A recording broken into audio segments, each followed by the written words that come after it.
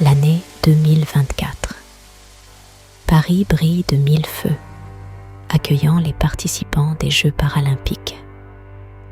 Mais sous le façade de cette grande fête sportive se cache quelque chose de sombre, dissimulé dans les ombres anciennes de la ville.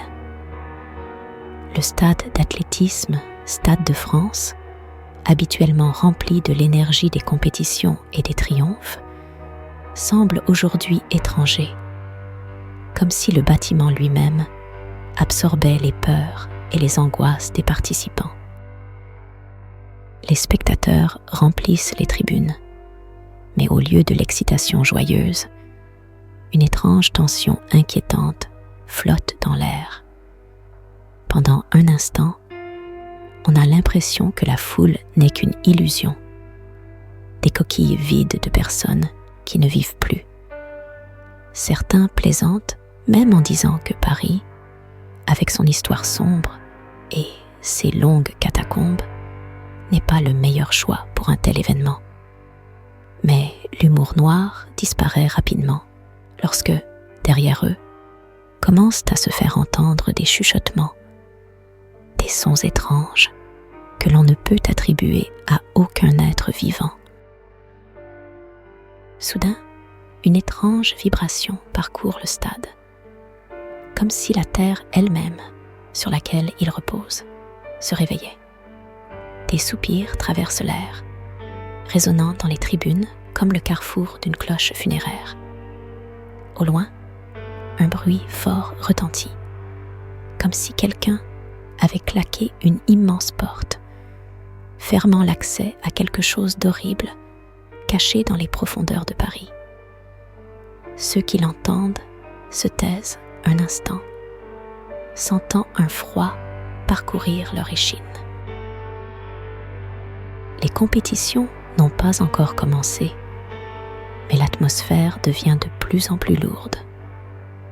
Les athlètes, habituellement confiants en leurs capacités, semblent maintenant désemparés, comme s'ils ressentaient l'approche de quelque chose d'inévitable.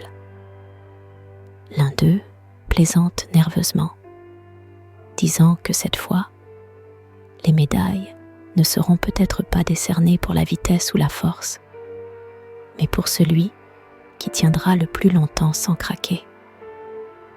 Son rire se perd dans le silence de tombe. Quelque chose de vieux se réveille dans les profondeurs de la ville. Et cela ne s'arrêtera pas tant que cela ne sera pas rassasié.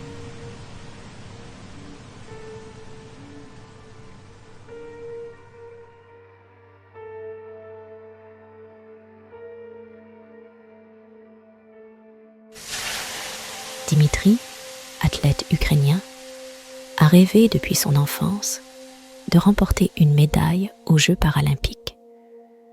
Un incident tragique survenu il y a quelques années lui a coûté sa jambe droite, mais cela n'a pas brisé son esprit. Il a appris à courir avec une prothèse et est devenu l'un des meilleurs dans la course de 400 mètres. Cependant, à son arrivée à Paris, sa joie commence à se dissoudre dans un brouillard de pressentiments inquiétants. La ville ne l'accueille pas seulement avec le bruit des touristes et l'éclat des lumières, mais aussi avec un sentiment étrange et oppressant, comme si Paris cachait quelque chose de sombre en son sein. Les premiers jours d'entraînement se déroulent dans une anxiété lourde et vague. Dimitri ressent un froid glacial parcourir sa peau, comme si des yeux invisibles suivaient chacun de ses pas. Il essaie de se convaincre que ce n'est que de la fatigue, mais Paris refuse de le libérer de ses griffes. Chaque course le long de la Seine, chaque pas dans les ruelles étroites de Montmartre lui apporte la sensation qu'il n'est plus vraiment seul.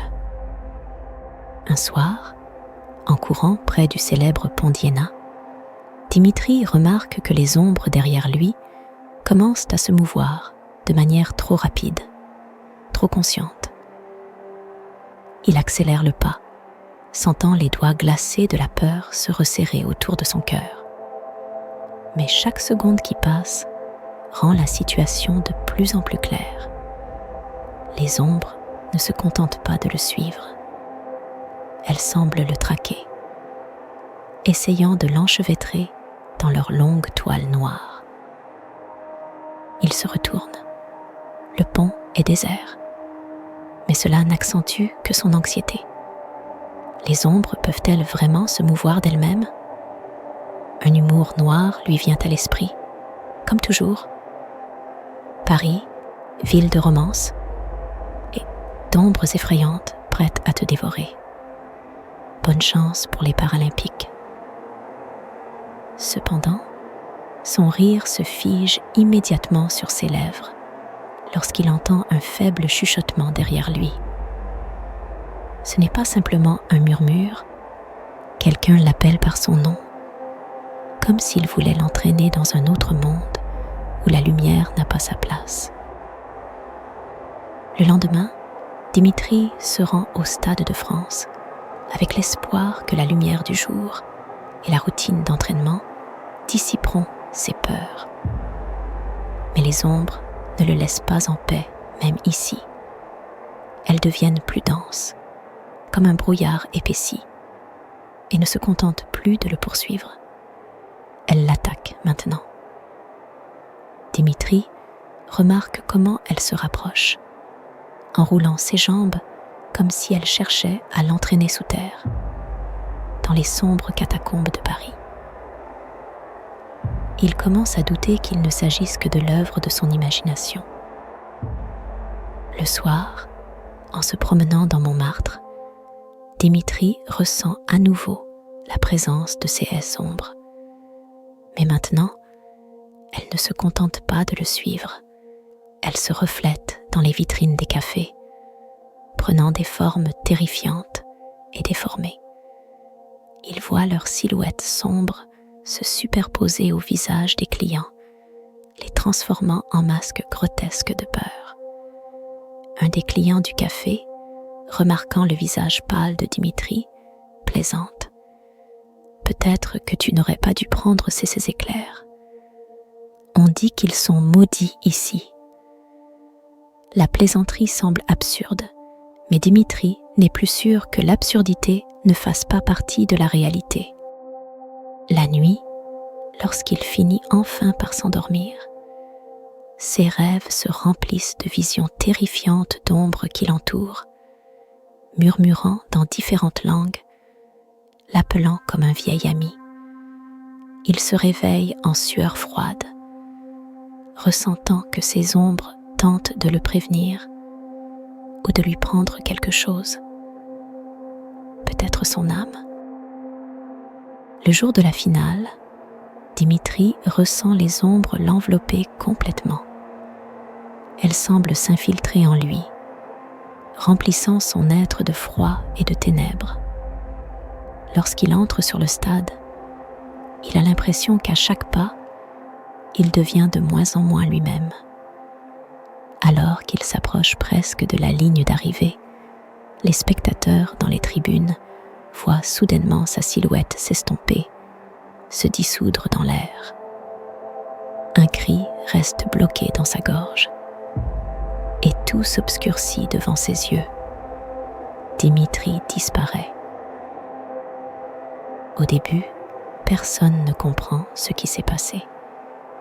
La panique éclate dans les tribunes. Les gens courent, trébuchent, tombent, crient. Mais derrière cette panique se cache quelque chose de plus grand. Dans l'air flotte la sensation que quelque chose de vieux s'est réveillé au cœur de Paris et qu'il s'est rassasié, ayant englouti une de ses victimes.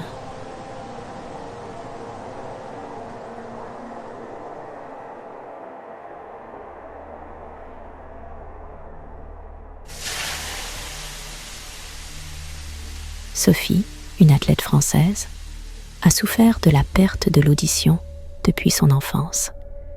Grâce aux technologies modernes et aux implants, elle a pu retrouver le monde des sons et devenir l'une des meilleures dans le saut en longueur aux Jeux paralympiques.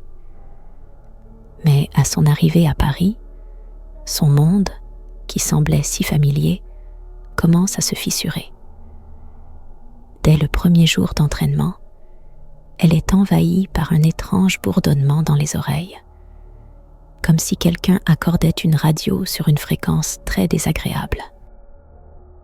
Au début, Sophie attribue ce phénomène à de possibles problèmes avec ses implants, mais le bourdonnement ne fait qu'intensifier à mesure qu'elle se rapproche du Stade de France. Ce son se transforme progressivement en un bruit insupportable qui envahit son esprit. Dans sa tête, c'est comme si une symphonie de folie se mettait en marche. Des chuchotements étranges, des voix déformées, des avertissements qu'elle ne peut comprendre, mais qui sont clairement destinés à elle.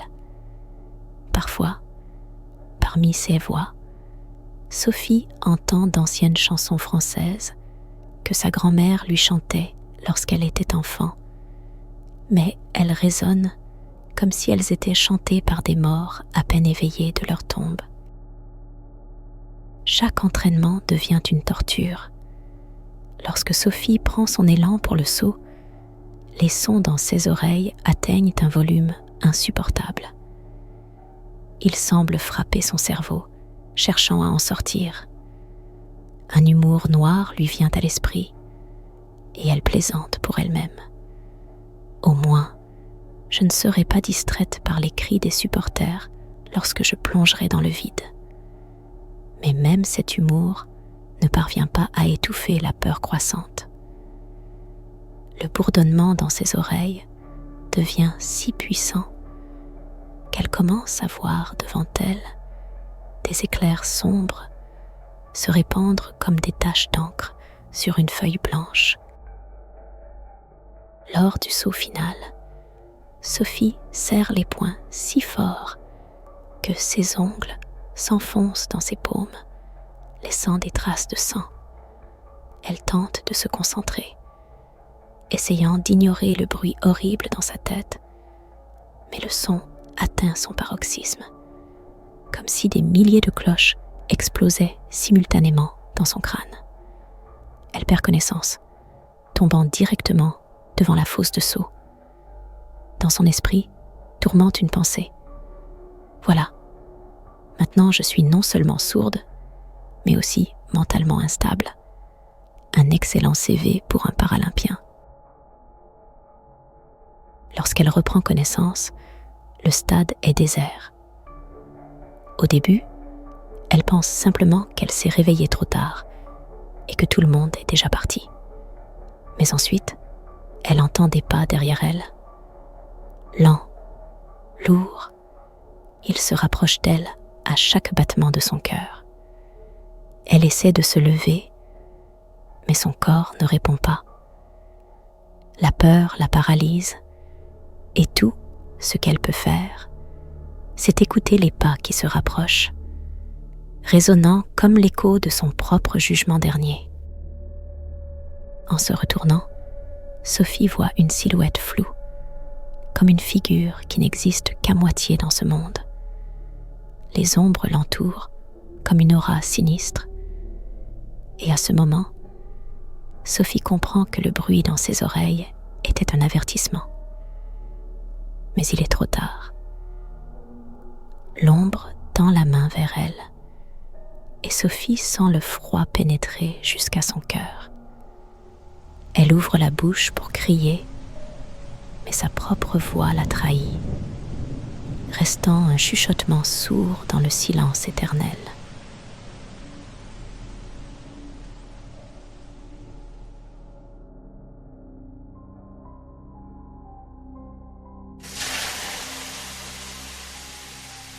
Li, un athlète chinois spécialisé dans le lancer de javelot, est arrivé à Paris avec une grande confiance en ses capacités. Malgré le fait que son bras gauche soit prosthétique après un terrible accident, il a continué à remporter des compétitions ne cédant pas face à des concurrents plus forts et en meilleure santé. Cependant, depuis son arrivée à Paris, Lee est tourmenté par des cauchemars. Dans ses rêves, il se trouve sur le stade, entouré d'un brouillard épais, essayant de lancer son javelot. Mais chaque fois qu'il le lâche, il revient vers lui, comme s'il était attaché par un fil invisible. À chaque rêve, cette terreur devient de plus en plus réelle, jusqu'à ce qu'un jour, pendant l'entraînement, elle commence à se manifester dans la réalité. Ce jour-là, le brouillard enveloppait le Stade de France de manière dense. Lee se tenait sur le terrain, prêt à lancer, mais quelque chose d'insaisissable le gênait. Il sentit son bras prothétique comme s'il résistait, refusant de lâcher le javelot. La sueur coulait le long de son dos, mais il rassembla toutes ses forces et lança l'engin. Le javelot partit en avant, mais au lieu de suivre la trajectoire prévue, il se suspendit soudainement dans les airs, puis se tourna lentement avant de revenir vers lui. « Qu'est-ce que c'est que ce bordel ?» murmura Lee, tentant de se reculer, mais ses jambes semblaient ancrées au sol. Le javelot revint vers lui, frappant violemment son bras prothétique. Lee ressentit la froideur du métal percer sa chair. Mais ce n'était pas tout. Le javelot commença à bouger, comme si quelqu'un le dirigeait de l'autre côté. Il s'enroulait autour de son bras, serrant de plus en plus fort le prothétique. « Quelle ironie !» pensa Lee avec un rire amer. « Je suis tué par mon propre javelot. » Il semblerait que les Jeux paralympiques ont décidé de devenir des Jeux paranormaux. Mais l'humour ne pouvait le sauver de l'horreur. Il sentit le javelot commencer à l'aspirer, comme s'il cherchait à l'emmener dans une obscurité inconnue. Autour de lui, des chuchotements se faisaient entendre, des voix dans des langues qu'il ne connaissait pas, mais qui transmettaient toutes le même message. « Tu ne partiras pas, tu nous appartiens. » À chaque pas, Lee sentait le brouillard se densifier, et le javelot devenait non seulement une arme, mais aussi le conduit d'une force ancienne, sombre et malveillante. Il l'entraînait en arrière, vers le stade, où il aperçut des silhouettes obscures se tenant à l'écart, l'observant.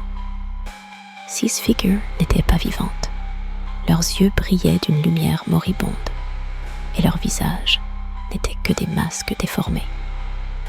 Lee essaya de crier, mais seul un gémissement rauque s'échappa de sa gorge.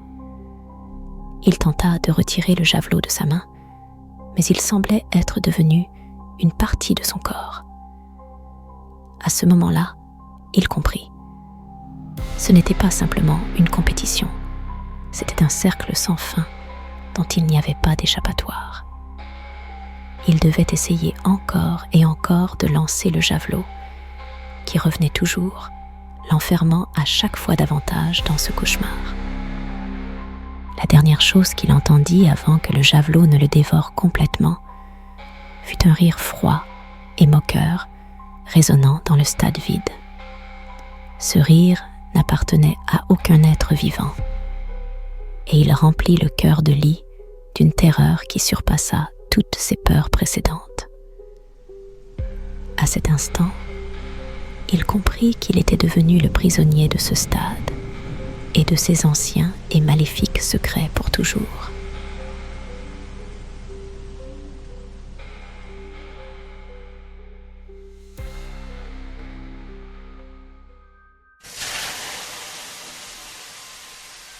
Maria, une sprinteuse brésilienne, a survécu à un terrible accident de voiture qui lui a coûté une jambe.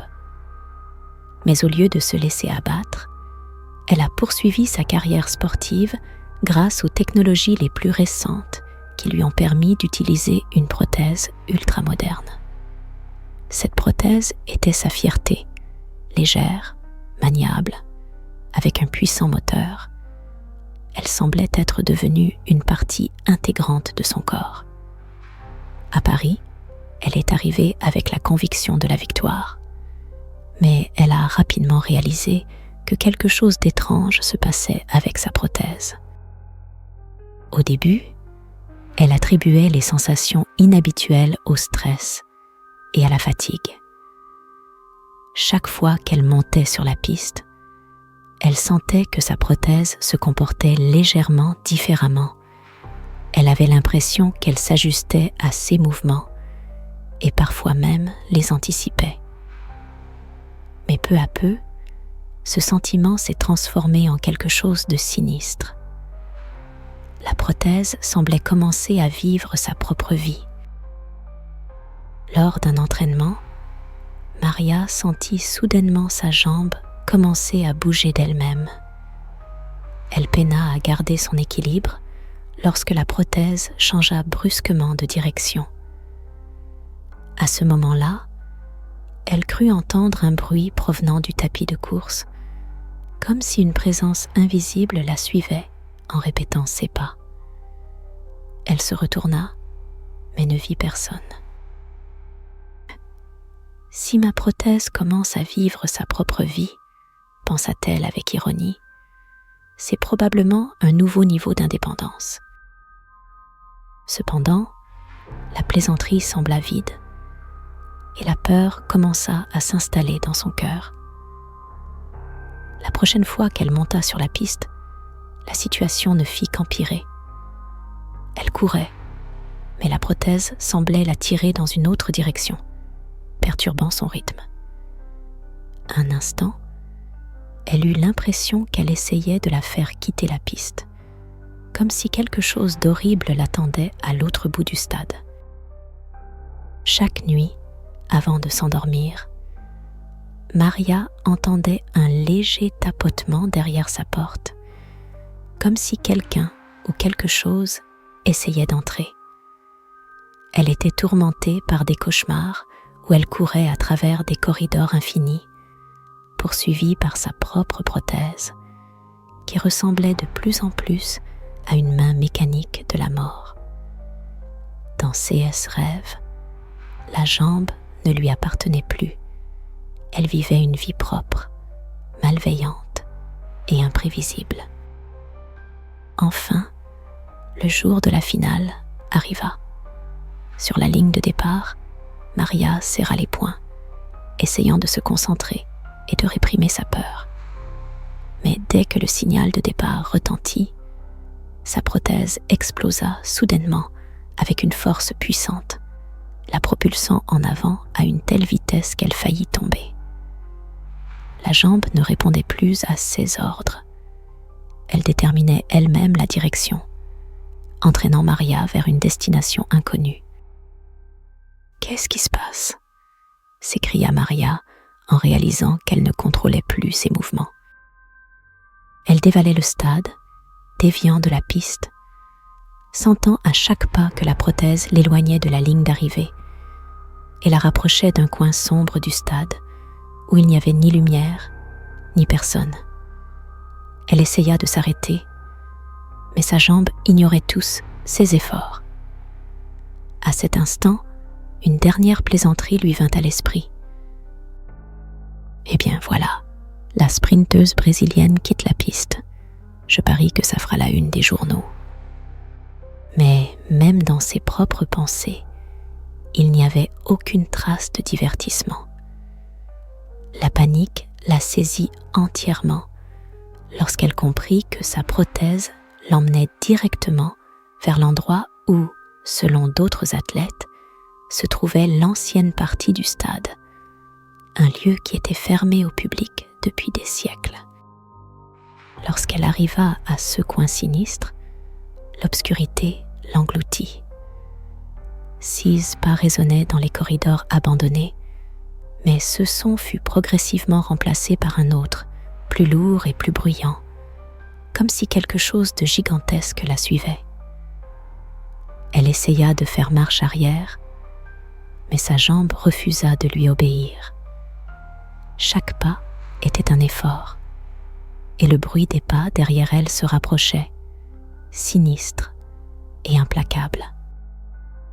Finalement, Maria tomba, trébuchant sur une barrière invisible. À ce moment-là, elle comprit qu'elle ne pouvait plus bouger. La prothèse avait complètement échappé à son contrôle, et son corps commença à glisser sur le sol, comme s'il était tiré par une force invisible.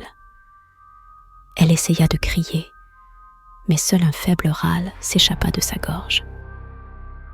Avant ses yeux, une pensée traversa son esprit. Voilà comment se termine ma grande course, non pas en luttant pour une médaille, mais en affrontant mon propre cauchemar. L'obscurité se resserrait autour d'elle, et la dernière chose qu'elle ressentit fut un froid glacial, s'immisçant dans son cœur comme un verdict de mort.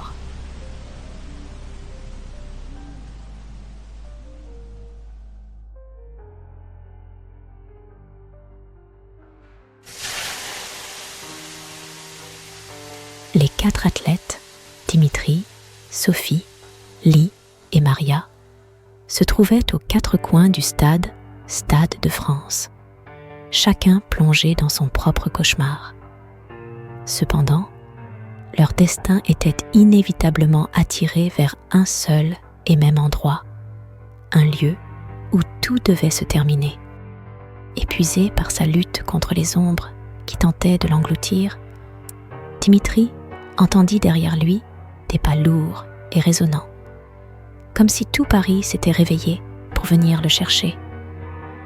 Il voulait fuir, mais ses jambes ne lui obéissaient pas, et la peur paralysait tous ses muscles. Son prothèse, qui avait été pour lui un symbole de résilience, semblait désormais être une chaîne glaciale, le tirant vers le sol. Sophie, dans une tentative désespérée de étouffer le bourdonnement dans ses oreilles, semblait perdre connaissance sous la douleur. Chaque son résonnait dans son crâne comme des milliers de petits marteaux. Elle se tenait la tête, mais le bruit ne cessait de croître, devenant de plus en plus fort. 6 implants commençaient à produire des interférences étranges, transformant chaque pas en une torture agonisante. Des silhouettes sombres se déformaient devant ses yeux, et elle ne pouvait plus discerner où se trouvait la réalité et où se trouvait le cauchemar. Lee, entouré par le brouillard, tentait de comprendre où le maudit javelot l'emmenait. Il sentait qu'il se resserrait autour de son bras prothétique, comme s'il avait soif de sang. Des voix inconnues résonnaient dans sa tête, murmurant dans des langues anciennes et l'avertissant de sa mort inévitable. Chaque pas était un énorme effort, mais il savait que s'il s'arrêtait, il deviendrait à jamais le prisonnier de ce stade. Maria, perdue dans les couloirs effrayants, ne pouvait échapper à la sensation que sa prothèse la menait vers une terreur ancienne. Les pas derrière elle étaient devenus si bruyants qu'ils couvraient toutes ses pensées. Elle comprenait qu'à chaque seconde, elle se rapprochait de son destin, mais elle ne pouvait rien faire pour arrêter cela. Soudainement, les 4 athlètes se retrouvèrent au centre du stade, une partie abandonnée et oubliée, cachée aux yeux des spectateurs ordinaires. Leur corps semblait les avoir conduits ici d'eux-mêmes, sous l'influence d'une force inconnue. Le brouillard se densifiait, se transformant en un rideau épais, à travers lequel il était impossible de voir même ses propres mains. Autour d'eux, des bruits étranges résonnaient, comme si quelque chose ou quelqu'un prenait vie sous leurs pieds. Lorsque le brouillard commença à se dissiper, une scène effrayante se dévoila devant eux. Sur les anciennes pierres couvertes de mousse et fissurées reposaient les vestiges d'anciens rituels, du sang, des symboles, des écritures incompréhensibles. Ils réalisèrent qu'ils étaient devenus une partie d'un rituel dont ils n'avaient même pas eu l'intuition. Au centre de ce cercle sombre se tenait une figure, à moitié engloutie par la brume, à peine perceptible, mais suffisamment sinistre pour que leurs cœurs se glacèrent de terreur. « Ça ne peut pas être réel », murmura Sophie, sentant son corps figé par une terreur glaciale. « C'est juste un cauchemar. » Mais Dmitri, qui avait toujours été un sceptique, sentait sa foi en la réalité s'effondrer lentement. Il essaya de faire un pas en arrière, mais les ombres qui l'avaient poursuivi enroulaient à nouveau ses jambes, le maintenant sur place. « On dirait que ce n'est pas le meilleur jour pour courir, » dit-il avec un sarcasme amer. Mais il sentit lui-même que l'humour avait perdu toute sa force dans cet environnement effrayant. Lee tenta de lancer sa lance vers la silhouette, mais celle-ci sembla fusionner avec sa main, l'empêchant de se libérer. Il ne fit que grogner d'impuissance, réalisant l'inutilité de sa tentative. « Quoi qu'il en soit, nous devons nous battre », cria Maria, essayant désespérément de maîtriser la peur qui la rongeait de l'intérieur. Mais son prothèse s'enfonça soudainement dans le sol, l'empêchant de faire un seul pas. La silhouette commença à se mouvoir, ses contours devenant de plus en plus sinistres et effrayants. L'air autour d'eux semblait se densifier, imprégné d'une odeur de décomposition et de mort. Il semblait que le temps s'était arrêté, les rendant prisonniers de cet endroit lugubre. « Tout cela est notre cauchemar commun », comprit Marie, en regardant les autres. « Nous devons unir nos forces, sinon cette obscurité nous engloutira tous ici. » Ils comprenaient que leur seule chance de s'échapper était de s'unir. Ils commencèrent à se concentrer sur le fait de faire face à leur peur. Dimitri parvint à repousser les ombres qui l'entouraient. Sophie réussit à étouffer le bruit dans ses oreilles. Lee contrôla son javelot et Marie reprit le contrôle de son prothèse. La figure se figea, ressentant leur résistance. À cet instant, les athlètes comprirent qu'ils pouvaient renverser le cours des événements. Ils se concentrèrent et chacun d'eux mit toutes ses forces pour affronter l'horrible cauchemar. Et soudain, tout disparut. Ils se retrouvèrent dans des chambres d'hôpital ordinaires, épuisés et affaiblis, mais vivants. Devant leurs yeux, il n'y avait que des murs blancs, des perfusions et des moniteurs. Mais la peur ne disparaît pas. Elle reste profondément ancrée en eux. Ils savaient avoir vécu quelque chose de beaucoup plus réel qu'un simple cauchemar. Quelque chose d'antique et de sinistre, qui ne s'oubliera jamais. Le médecin, entrant dans la chambre, sourit, mais un éclat étrange brillait dans ses yeux. « Bienvenue de retour. Tout ce que vous avez vécu n'était qu'une illusion, une expérience, dit-il, comme si cela pouvait les réconforter. Mais quelque chose a mal tourné. Oh oui, quelque chose s'est mal passé, murmura Dmitri, touchant ses jambes comme pour vérifier qu'elles étaient toujours en place. Mais quelque chose me dit que les illusions peuvent être réelles. Et à ce moment-là, ils comprirent que leur cauchemar pourrait bien ne faire que commencer.